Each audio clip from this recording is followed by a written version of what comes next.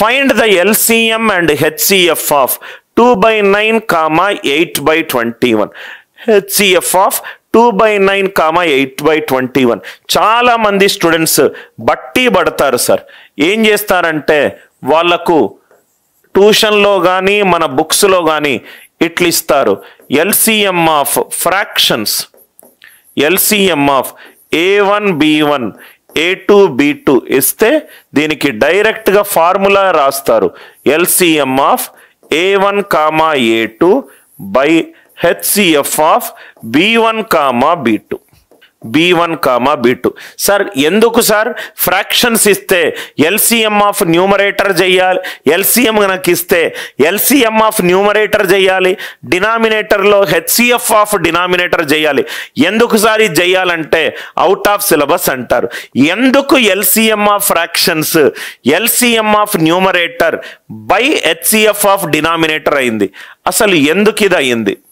అలానే HCF of A1 by B1, A2 by B2, it is HCF of A1, A2 by LCM of B1, B2. ఎందుకు HCF fractions లో వేస్తే HCF of numerator by LCM of denominator right ఎందుకు అయింది? ఈ why అనేది మనం తెలుసుకోవాలి సార్. ఈ వై అనేది మనం తెలుసుకోవాలి. చాలా ఈజీగా ఒక్క నిమిషంలో కాన్సెప్ట్ అర్థమవుతే మీకు ఆన్సర్ వస్తుంది సార్. కాన్సెప్ట్ అర్థమవుతే మీకు ఆన్సర్ వస్తుంది. కాన్సెప్ట్ చూడండి సార్. కాన్సెప్ట్ చూడండి. ఫస్ట్ 12ని 4 తోటి డివైడ్ చేస్తున్నా. 12ని 4 తోటి డివైడ్ చేస్తే రిమైండర్ 0. రిమైండర్ 0. 12ని 4 తోటి డివైడ్ చేస్తే రిమైండర్ 0. అప్పుడు మనం డినామినేటర్ని ఏమంటాము? న్యూమరేటర్ యొక్క కారణాంకం అంటాము. 4 ఈజ్ ఎ ఫ్యాక్టర్ ఆఫ్ 12. 4 12ని డివైడ్ చేస్తుంది అంటాము. ఆర్ 12 4 చేత భాగాహారం పడుతుంది అంటాం. Or in English 12 is a multiple of 4. 12 is a multiple of 4. am I right? when 12 is divided by 4, 12ని 4 తోటి డివైడ్ చేస్తే రిమైండర్ ఎంత వస్తుంది? 0 వచ్చింది. అంటే 4 is a factor of 12. 4 is a factor of 12. డినామినేటర్ని కారణాంకం అంటాము. న్యూమరేటర్ని మల్టిపుల్ అంటాం. న్యూమరేటర్ని మల్టిపుల్ అంటాం. ఈ డెఫినేషన్ క్లియర్ కదా? చాలా easy sir. Basic 1 minute proof అయిపోతుంది. LCM of 6, 9 it is 18. అంటే 18ని 6 తోటి డివైడ్ చేస్తే రిమైండర్ ఎంత వచ్చింది? 0. రిమైండర్ ఎంత వచ్చింది? 0. am I right? 18ని 6 తోటి డివైడ్ చేస్తే రిమైండర్ ఎంత వచ్చింది? 0. రైట్. 18ని 9 తోటి డివైడ్ చేసిన రిమైండర్ ఎంత వచ్చింది? 0. ఇదే లాజిక్ మనం ఇక్కడ యూజ్ చేద్దాము. వేరే కలర్ తోటి యూజ్ చేద్దాం sir. LCM of A1 by B1, A2 by B2 అదొక ఎక్స్ బై వై అనుకుందాం. 18ని 6 తోటి డివైడ్ చేస్తే రిమైండర్ ఎంత? 0. సో అట్లానే X by వైని A1 by B1 తోటి డివైడ్ చేస్తే రిమైండర్ ఎంత? 0. అంటే ఇదేమైంది? X by Y into B1 by A1, B1 by A1 equivalent to 0. ఇక్కడ వరకు అర్థమైందా సార్? ఇక్కడ వరకు అర్థమైందా? ఎల్సిఎం ఆఫ్ 2 నంబర్లు 6, 9, 18 తీసుకుంటే 18ని 6 తోటి డివైడ్ చేస్తే రిమైండర్ 0. అలానే X by వైని A1 by B1 తోటి డివైడ్ చేస్తే రిమైండర్ 0. A1 by B1 న్యూమరేటర్కి వెళ్తే B1 by A1. Answer over. ఇక్కడ చూడండి సార్. ఇక్కడ చూడండి.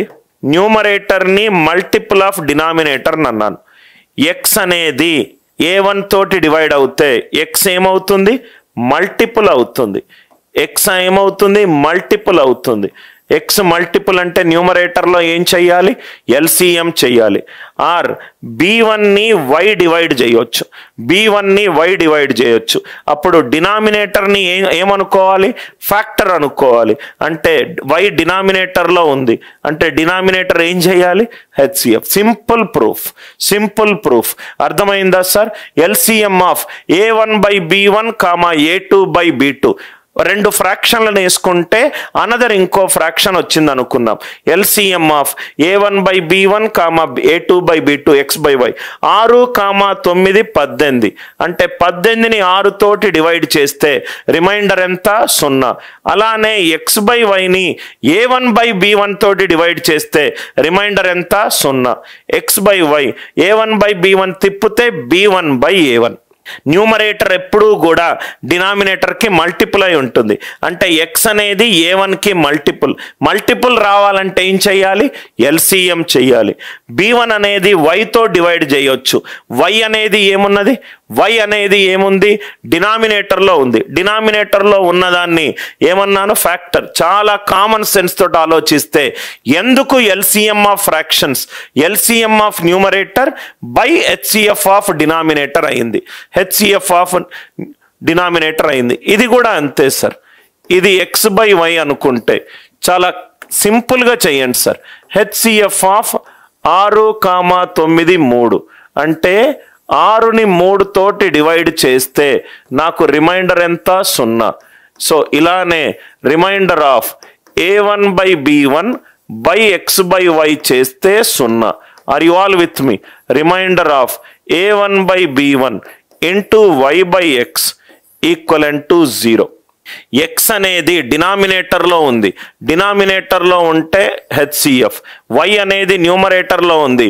న్యూమరేటర్లో ఉంటే ఎల్సిఎం. ఇంకా మీరు లైఫ్లో మర్చిపోరు సార్. ఇదే లాజికల్ వే ఆఫ్ లెర్నింగ్.